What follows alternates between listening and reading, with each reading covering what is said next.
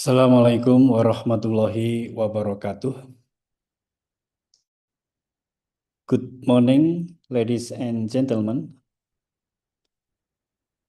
Introduce myself. My name is Ahmad.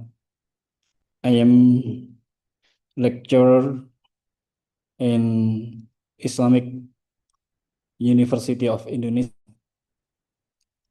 In this opportunity, I would like to present my paper entitled Sheikh Yassin Al-Fadani's Epistemology of Islamic Law in his book Buhyal Al-Mustaq.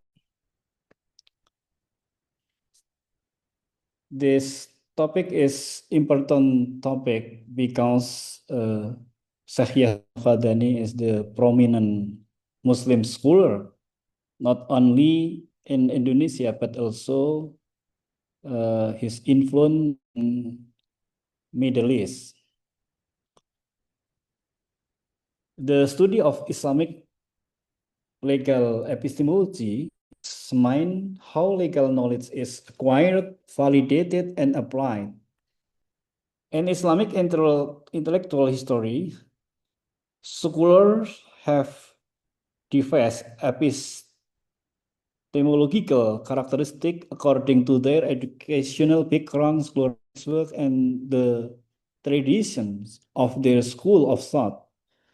Syekh Yassin Al-Fadin is one of the Indonesian Muslim scholar who is authoritative in the field of hadith things, but he is also known as jurist of the Safi school. Studying the epistemology of Islamic law means broadly examining two terms that are crucial for the explanation that follows. First, epistemology, which means sources, means, and procedures for obtaining knowledge, while Islamic law is to be interpreted in the sense of fiqh, which is generally defined as a science that explains the law of Shara obtained from detailed evidence. Thus, the epistemology of Islamic law here is actually intended to explore and understand the sources, means, and processes of science that gave birth to Sharia law. In the context of discussion on the epistemology of Islamic law, epistemological concern always asks whether revelation is the role source of Islamic law, or can reason also be used an intermediary? To what extent is reason role in seeking and discovering Islamic law? Does reason also have the authority to determine the path of something as basis of Islamic law? This is the tug of war within Islamic legal debate that fosters dynamic thinking. This epistemological touch is deemed necessary because the translation of the Khitabus Syari in the second form is an historical has been dominated by the Bayani or textual tradition of thought. Although the prophetic function here serves as a method in the transmission of revelation, with the function of Bayan itself, what occurs is that the sociological and cultural historical background is uprooted from the work, resulting in a dull and is insufficiently just presentation of the characteristic of Islamic law, which should be based on this dynamic principle of movement. This paper, I also describe about the literature review to make clear and distinct the previous study about this topic. Yeah. In general, the literature review shows research on the Islamic legal thought of Sheikh Yassin Al-Fadani is beginning to develop with an initial focus on understanding the concept of oath as valid secondary source of law in Islamic jurisprudence. His contribution to the Islamic legal tradition lies in his efforts to bridge the gap between Sharia text and socio-cultural realities without neglecting Sharia principle.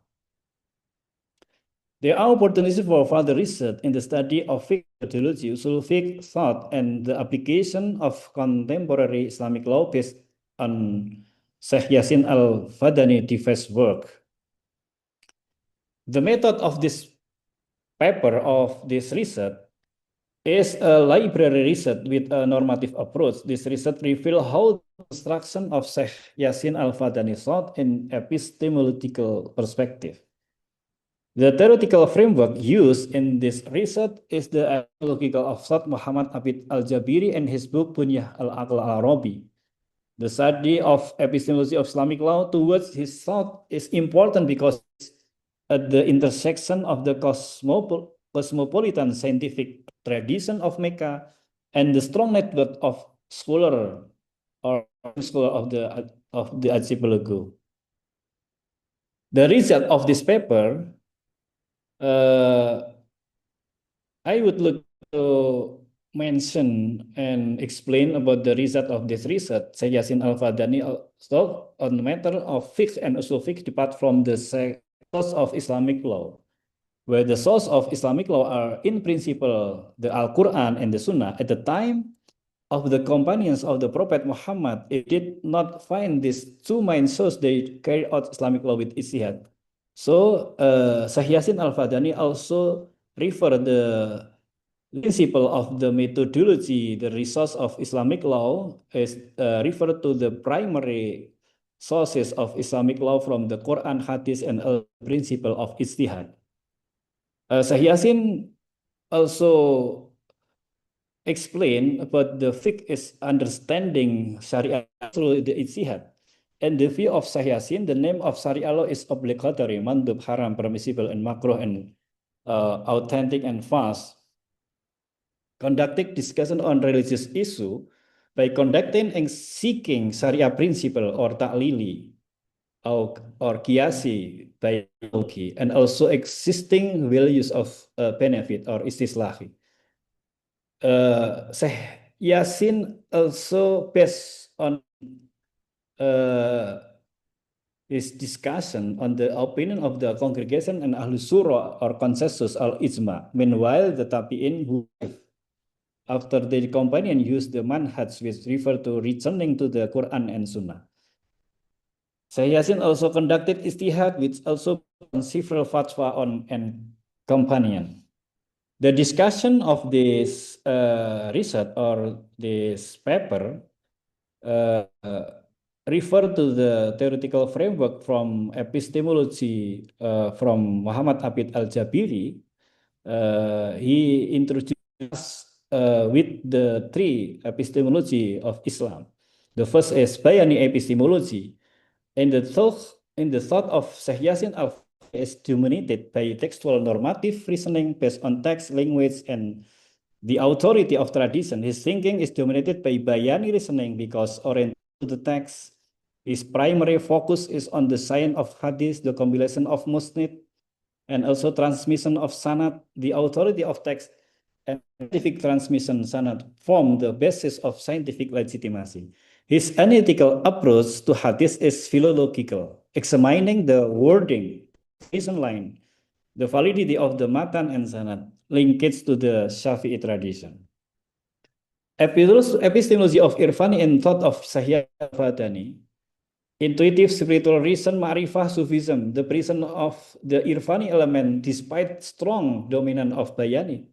The Irfani is still present. The connection with the word of Sufism, Syekh Yassin has a part of tariqat and spiritual sanad from the scholar of Mecca. The rise several wirid, hizib, and practices the vehicle of the Sufi tradition. The Sufism he adheres to Islam to is a amali, a practical style, not philosophical speculation. Besides on adab, the blessing of knowledge and spiritual sanad.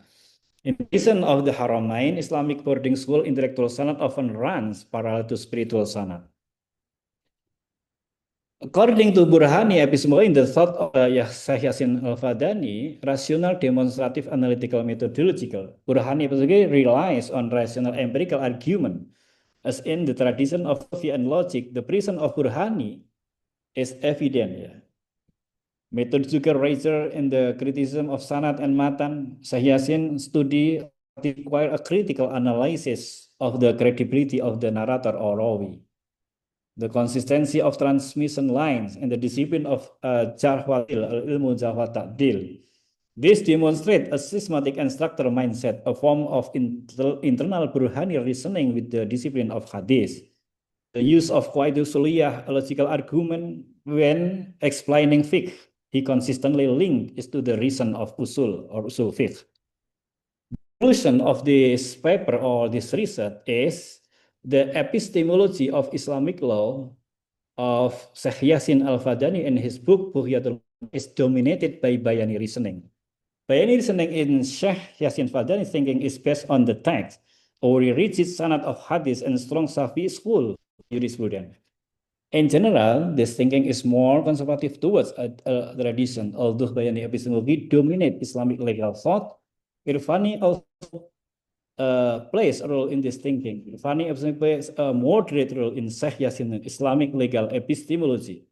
In his Irfani thought, Syekh Yasin teaches Sunni Sufism, wirid, recitation of the Quran, the virtue of adab, religious practice, and spirituality. Meanwhile, the Burhani epistemology in Syekh Yasin Islamic law is evident in the scientific methodology of Istinbatul Ahkam. Methodological is evident in his critique of the Sanad and Matan of Hadith.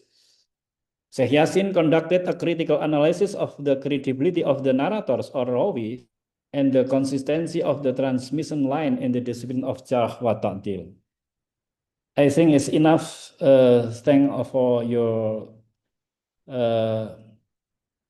opportunity and thank for your interesting for your for the explanation. Thank you very much. Assalamualaikum warahmatullahi wabarakatuh.